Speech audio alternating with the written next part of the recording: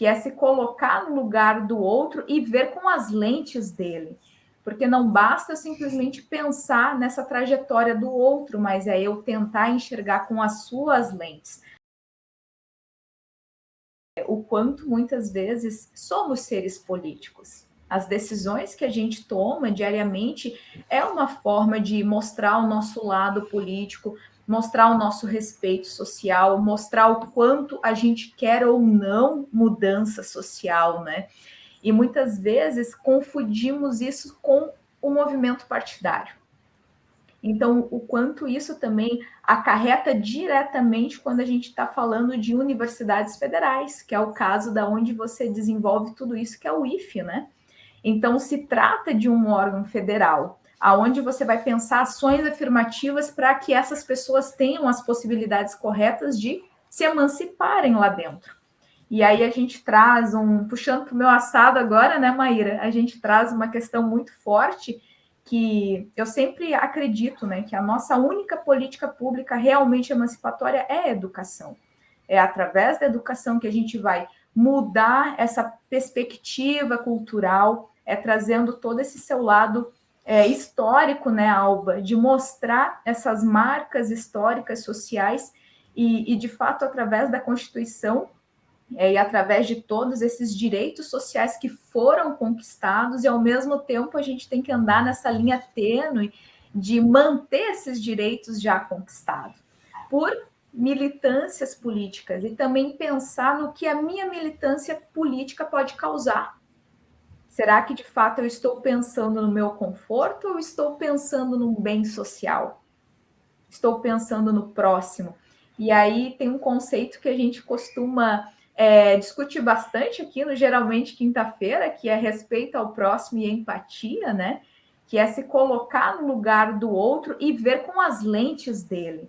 Porque não basta simplesmente pensar nessa trajetória do outro, mas é eu tentar enxergar com as suas lentes. E, Alba, o que você acredita que a gente pode, como indivíduo de uma sociedade, sendo utópicos, eu acredito que todo mundo que acredita numa educação e acredita numa sociedade mais igualitária tem que ser utópico, senão a gente também não sobrevive. A gente tem que imaginar, a gente tem que lutar, a gente tem que militar por aquilo, porque senão acaba ficando uma dor muito grande no nosso ser político e a gente acaba largando isso muitas vezes, né? Então, o que você acredita que nós, como simples, meros indivíduos, pode fazer para melhorar isso ainda mais, para conseguir potencializar essa inclusão? Ai, Aline, tu trouxe tanta coisa que eu não vou poder deixar de não falar. Duas coisas. A questão da empatia e da política afirmativa. E eu acho que está dentro dessa resposta que tu fala sobre a gente, nós, como eu, um ser único, consigo apoiar e fazer parte da transformação social. Eu acho que a gente tem falado muito de empatia e de diversidade, e por vezes as mídias, a internet acaba esvaziando a discussão, né? Empatia, para mim, é um exercício consciente daquilo que eu quero, de fato, entender da dor do outro, né? Eu preciso estar consciente para pensar em empatia. Não é só, eu vou ter empatia, né? Porque às vezes parece que é assim, né? Às vezes parece que nas mídias, eu quero dizer, em todas elas, as mídias sociais, às vezes há esse esvaziamento de, tem empatia, mas eu fico pensando, mas gente, para eu ter empatia, eu vou ter que realmente mergulhar também, conhecer aquele outro ali, conhecer aquela realidade, conhecer o meu bairro, conhecer a história daquela cidade, conhecer. Então, quando eu acho que daí eu retomo na ideia de desenvolvimento local para entender o nosso entorno, o entorno daquela cooperativa, para desenvolver e para entender e para conhecer e para reconhecer a diversidade, eu vou ter que entender quem são aquelas pessoas, de onde que eles vêm, como é que história do meu bairro mesmo, o bairro que está esta cooperativa, para que eu entenda quem são, de onde que vieram essas pessoas, né, tudo mais. E aí, então, empatia é um exercício consciente, eu ter a consciência de que eu quero me colocar no lugar do outro para entender a dor dele, né? E aí, pensando na política de ação afirmativa também, isso que eu estava falando do plano individualizado, por exemplo, né? A política afirmativa também se esvaziou na cota. E a cota não é a política afirmativa, a cota é uma das medidas de ação afirmativa. Né? A política de ação afirmativa são estratégias e medidas para se pensar a inclusão de grupos alijados historicamente. Então, esse plano individualizado dos indígenas, por exemplo, que eu citava antes, ele é uma das estratégias de permanência. Então, a gente tem o acesso diferenciado para os indígenas, porque a gente entende que precisa de uma política afirmativa para esse público, e também temos um atendimento de sala de aula diferente.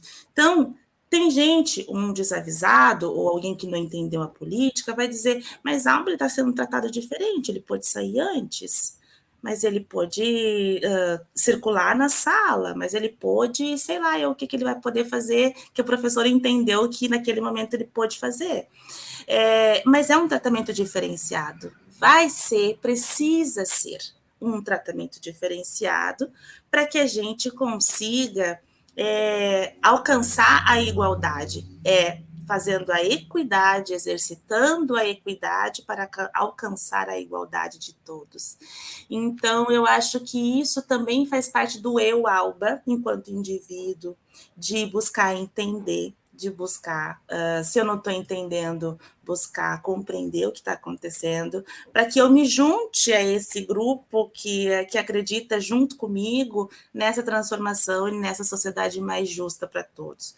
Para ser uma sociedade mais justa para todos, do jeito que está hoje, eu só acredito com políticas de ações afirmativas. Eu só acredito tendo essas políticas de ações afirmativas e melhorando elas, inclusive, né? Porque elas não podem ser só resumidas ao acesso, à reserva de vagas. A gente precisa de medidas que atendam, depois que eu entrei nessa instituição, eu tenho que ter um olhar para que eu consiga ser conselheira, para que eu consiga ser chefia também, para que eu consiga ter ascensão dentro dessa empresa. Então, que medidas que nós vamos pensar para as mulheres conseguirem esse espaço dentro da empresa, né? Que medidas que nós vamos pensar depois que acessou para que a gente não tenha só um representante negro na empresa, mas que como é que a gente pode ter mais pessoas negras, pessoas da população LGBT, pessoas com PCD. Então, entender que representatividade não é né? Não é uma pessoa só. E aí a gente, agora está resolvido. já mostrei toda a diversidade da minha empresa. Não, esse ele é um indivíduo. Que bom que ele está ali, né? Talvez nem tenha usado a ação afirmativa, mas é necessário que a gente tenha, e não necessário para a Alba, né? O mercado também está pedindo isso enquanto eu consumo de quem me representa. Né? Eu consumo, eu faço parte, eu me sinto parte da onde eu sou acolhida e da onde eu me vejo enquanto sujeito, enquanto consumidor, enquanto ser humano que consome, que vive, etc. Então, eu acho que esses primeiros passos, assim, enquanto indivíduo Alba, é continuar acreditando na ação afirmativa, continuar acreditando no cooperativismo, porque eu acho que é um caminho, sim, de transformação social, de ser político, de ter um posicionamento enquanto sujeito social, né? Não necessariamente, de novo, né, de político partidário, mas político de ter um posicionamento de que lado nós estamos no lado da justiça social.